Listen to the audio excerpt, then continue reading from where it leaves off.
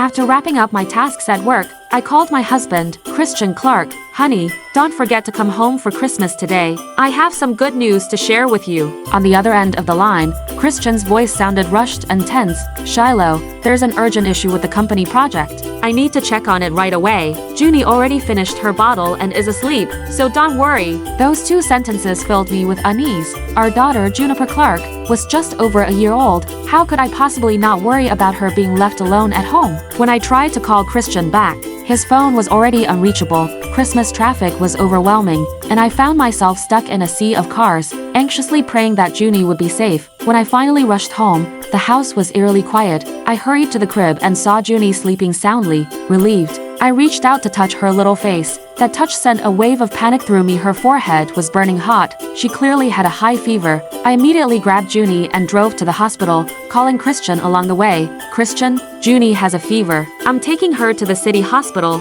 You need to come right away. For a brief moment, there was tension in his voice. How is that possible? She's burning up? This is your fault. I've told you countless times that we need to hire a nanny, but you never listened. I'm in the middle of a meeting. Let's just talk later, he snapped. I bit down hard, gripping the steering wheel tightly. We had hired a nanny before, but she was caught pinching Junie on the baby monitor while we were at work. We fired her immediately, and I became extremely cautious when screening potential nannies ever since. Unfortunately, we had not found anyone suitable yet. Now, Christian was using that incident as ammunition to blame me. Even so, I did not have time to argue with him. I ran 3 red lights before finally arriving at the hospital and rushed into the emergency room with Junie in my arms. What I thought was just a routine fever turned into a nightmare when the doctor told me after an examination that Junie had ingested sleeping pills and needed her stomach pumped immediately. The words hit me like a bolt of lightning. How could this happen? Christian and I always prepared all of Junie's meals ourselves. How could she possibly have ingested sleeping pills? As I watched Junie being wheeled into the operating room while her flushed little face burned with fever,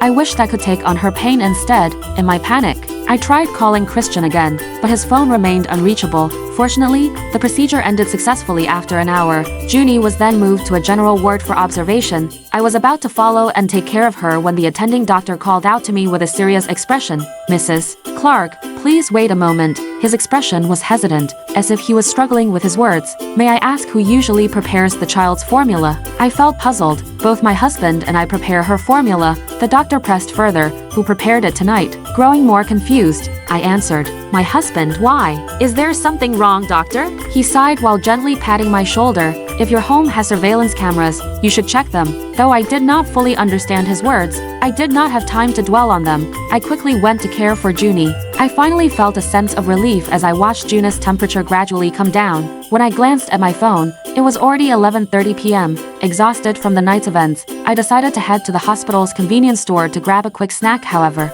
I stumbled upon something shocking as I walked downstairs. Christian, who was supposed to be working late, was here, and in his arms was none other than his new assistant, Peyton Sullivan.